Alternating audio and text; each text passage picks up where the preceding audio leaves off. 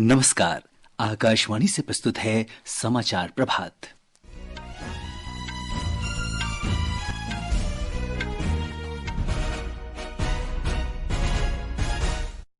संसद का 26 दिवसीय शीतकालीन सत्र आज से सरकार संसद में किसी भी मुद्दे पर चर्चा के लिए तैयार। प्रधानमंत्री नरेंद्र मोदी आज दोपहर नई दिल्ली के भारत मंडपम में वैश्विक सहकारिता सम्मेलन का उद्घाटन करेंगे। विदेश मंत्री डॉक्टर एस जयशंकर ने कहा, भारत इटली को यूरोप में अपना प्रमुख साझेदार, महत्वपूर्ण सहयोगी और भूमध्य सागरीय क्षेत्र में अत्यंत प्रभावशाली देश के रूप में देखता है। भारतीय रिजर्व बैंक ने कहा, यूपीआई का अंतर्राष्ट्रीयकरण तेजी से आगे बढ़ रहा है। और सऊदी अरब के जिद्दा में आईपीएल नीलामी के पहले दिन कल ऋषभ पंत और श्रेयस अय्यर ने रिकॉर्ड बोलियां हासिल की। समाचार प्रभात के साथ मैं सिद्धार्थ सिंह। संसद का शीतकालीन सत्र आज से शुरू होगा। 26 दिनों तक चलने वाले सत्र में 19 बैठकें होंगी। हालांकि कल 26 नवंबर को संविधान दिवस के अवसर पर संसद की बैठक नहीं होगी। संविधान दिवस पर मुख्य कार्यक्रम संविधान सदन के केंद्रीय कक्ष में होगा, जहां 26 नवंबर 1949 को संविधान को अंगीकार किया गया था। संसद का शीतकालीन सत्र अगले महीने की 20 तारीख तक चलेगा। विधायी कार्यों में कुल 16 विधेयक सूचीबद्ध हैं, जिन्हें इस सत्र के दौरान पारित किए जाने की संभावना है। इन विधेयकों में भारतीय वायुयान विधेयक 2024, आपदा प्रबंधन संशोधन विधेयक, रेलवे संशोधन विधेयक, वक्फ संशोधन विधेयक और भारतीय बंदरगाह विधेयक 2024 शामिल है। इसके अतिरिक्त सत्र के दौरान वर्ष 2024-25 के लिए अनुदानों की अनुपूरक मांगों पर भी चर्चा और मतदान होगा। आनंद कुमार के साथ आदर्श, आकाशवाणी समाचार, दिल्ली। इससे पहले संसद के दोनों सदनों का सुचारू रूप से संचालन सुनिश्चित करने के संबंध में विचार विमर्श के लिए नई दिल्ली में कल सरकार ने सर्वदलीय बैठक बुलाई। बैठक के बाद संवाददाताओं से बातचीत करते हुए संसदीय कार्य मंत्री किरेन रिजिजू ने कहा कि शीतकालीन सत्र के दौरान सरकार संसद में किसी भी मुद्दे पर चर्चा के लिए तैयार है। उन्होंने विपक्षी दलों से लोकसभा और राज्यसभा के सुचारू रूप से संचालन में सहयोग करने की अपील की। हम सिर्फ अनुरोध यही करते हैं कि सदन अच्छा से चले, हंगामा ना हो। कोई भी विषय पार्लियामेंट में रखता है तो शांति पूर्वक उस विषय को चर्चा होगा तो बहुत लाभ मिलेगा। हर सदस्य चर्चा में भाग लेना चाहता है, लेकिन सदन अच्छी तरह से चलना चाहिए। हर पॉलिटिकल पार्टी को अपील किया है कि ये शीतकालीन सत्र, winter session of the parliament अच्छी तरह से चले। इसमें सबका सहयोग चाहिए और सबका भागीदारी जरूरी है। श्री रिजिजू ने कहा कि 30 राजनीतिक दलों के 42 नेताओं ने बैठक में भाग लिया और हर दल के नेता ने अपने सुझाव दिए। उन्होंने बताया कि नेताओं के सुझावों पर कार्य मंत्रणा समिति में चर्चा की जाएगी कि लोकसभा और राज्यसभा में कौन से मुद्दे उठाए जाएं। श्री रिजिजू ने कहा कि सरकार दोनों सदनों में उचित और शांतिपूर्ण चर्चा चाहती है। पार्टी लीडर्स का मीटिंग हुई, पूरे मिलाकर के 42 पॉलिटिकल लीडर्स, 30 पॉलिटिकल पार्टीज के नेता और पार्टी के फ्लोर लीडर का पार्टिसिपेशन हुई। हर पॉलिटिकल पार्टी ने बहुत अच्छा सुझाव दिया और कुछ मांग रखे हैं और बारी बारी से हमने सारा पॉइंट नोट भी किया है। कांग्रेस सांसद प्रमोद तिवारी ने कहा कि पार्टी ने उद्योगपति द्वारा कथित रिश्वत घोटाले, मणिपुर की स्थिति, बेरोजगारी और उत्तर भारत में प्रदूषण सहित अन्य मुद्दों पर चर्चा की मांग की है। प्रधानमंत्री नरेंद्र मोदी आज नई दिल्ली के भारत मंडपम में अंतर्राष्ट्रीय सहकारिता गठबंधन आईसीए के वैश्विक सहकारिता सम्मेलन का उद्घाटन करेंगे। अंतर्राष्ट्रीय सहकारिता गठबंधन के 130 वर्षों के इतिहास में पहली बार वैश्विक सहकारिता सम्मेलन और आम सभा का आयोजन भारत में किया जा रहा है। इस अवसर पर श्री मोदी अंतर्राष्ट्रीय सहकारिता वर्ष 2025 पर स्मारक डाक टिकट जारी करेंगे। इस सम्मेलन में भूटान के प्रधानमंत्री दाशो शेरिंग टोब्गे और फिजी के उप प्रधानमंत्री मनोआ कामिका भी शामिल होंगे।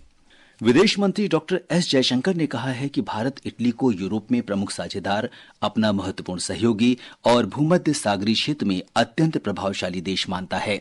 रोम में भारतीय दूतावास में नए कार्यालय के उद्घाटन के अवसर पर डॉक्टर जयशंकर ने कहा कि दोनों देशों के बीच विभिन्न स्तरों पर नियमित रूप से हो रही बातचीत से पता चलता है कि आपसी संबंध कितने गहरे और व्यापक हैं।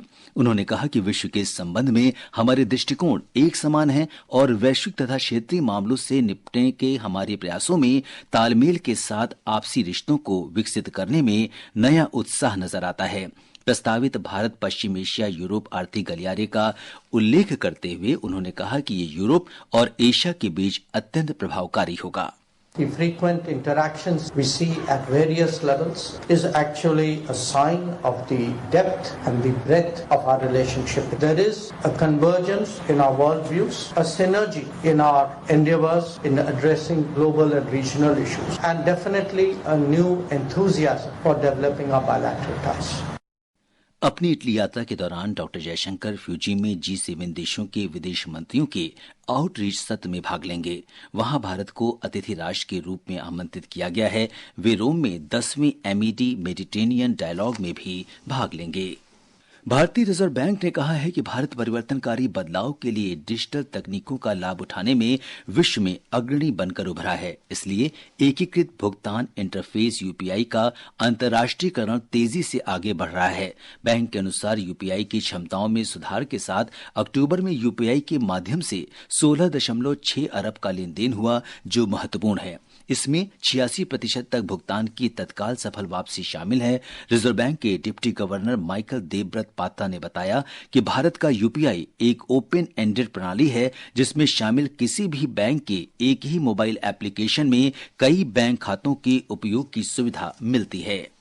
ये समाचार हमारी वेबसाइट www.newsonair.gov.in और हमारे news on AIR mobile app पर भी उपलब्ध हैं। आकाशवाणी का समाचार सेवा प्रभाग हिंदी और अंग्रेजी में अपने साप्ताहिक फोन इन कार्यक्रम पब्लिक स्पीक में आज रात 9:30 बजे डिजिटल जीवन प्रमाण पत्र विषय पर परिचर्चा प्रसारित करेगा।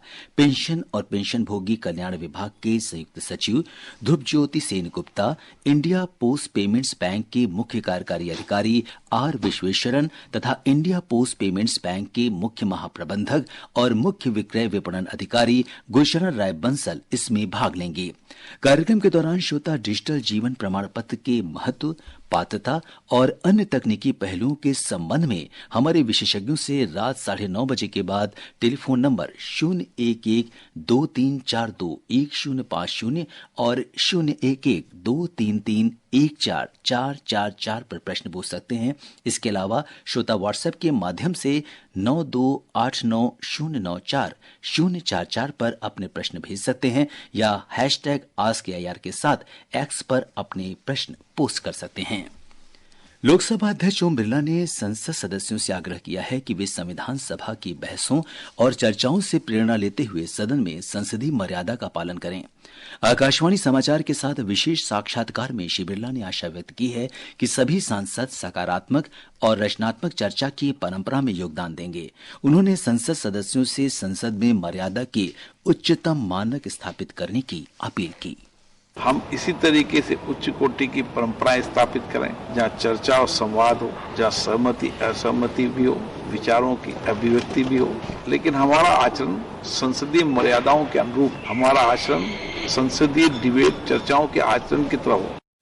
ये संपूर्ण साक्षात्कार आज FM गोल्ड 100.1 मेगाहर्ट्ज पर शाम 7:10 पर आकाशवाणी समाचार के सुर्खियों में कार्यक्रम में सुना जा सकता है। 55वें भारतीय अंतर्राष्ट्रीय फिल्म समारोह का आधा सफर पूरा होने को है। इसके 5वें दिन विभिन्न भाषाओं और विषयों की 75 फिल्मों का प्रदर्शन किया जाएगा। ब्यौरा हमारे संवाददाता से।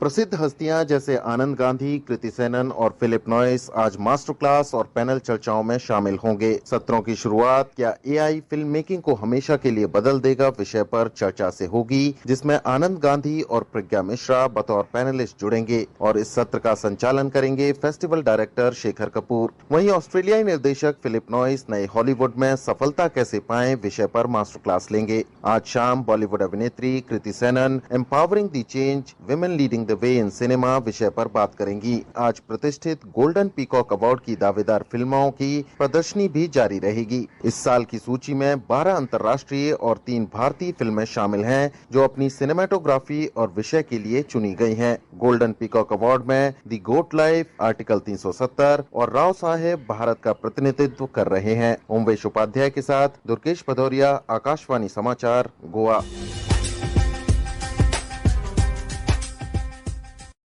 क्रिकेट में पर्थ में चल रहे बॉर्डर गावस्कर ट्रॉफी के पहले टेस्ट मैच के चौथे दिन ऑस्ट्रेलिया की टीम ने भारत के खिलाफ खेलते हुए ताजा समाचार मिलने तक दूसरी पारी में 4 विकेट पर 20 रन बना लिए हैं।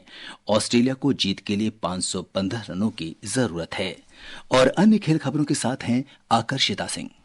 इंडियन प्रीमियर लीग 2025 संस्करण के लिए खिलाड़ियों की नीलामी के पहले दिन कल सऊदी अरब के जेद्दा में ऋषभ पंत और श्रेयस अय्यर ने रिकॉर्ड बोलियां हासिल की। लखनऊ सुपर जायंट्स ने विकेटकीपर बल्लेबाज ऋषभ पंत को 27 करोड़ रुपए की रिकॉर्ड बोली के साथ अपनी टीम में शामिल कर लिया है। इससे वे आईपीएल के इतिहास में सबसे महंगे खिलाड़ी बन गए हैं। पंजाब किंग्स ने भी श्रेयस अय्यर को 26 करोड़ 75 लाख रुपए में अपनी टीम में शामिल कर लिया। आज दूसरे और अंतिम दिन भी मेगा नीलामी जारी रहेगी। और उत्तर प्रदेश में ग्रेटर नोएडा के शहीद विजय सिंह पथिक खेल परिसर में कल प्रो कबड्डी लीग के एक तरफा मुकाबले में पुनेरी पलटन ने बंगाल वॉरियर्स को 51-34 से हरा दिया। इसके साथ ही पुनेरी पलटन अंक तालिका में तीसरे स्थान पर पहुंच गई है। वहीं इंडियन सुपर लीग फुटबॉल में कल कोची के जवाहरलाल नेहरू अंतर्राष्ट्रीय स्टेडियम में केरला ब्लास्टर्स ने चेन्नईयन फुटबॉल क्लब को 3-0 से हरा दिया। हैदराबाद में आज ओडिशा का सामना मेजबान हैदराबाद से होगा। मैच शाम 7:30 बजे से शुरू होगा।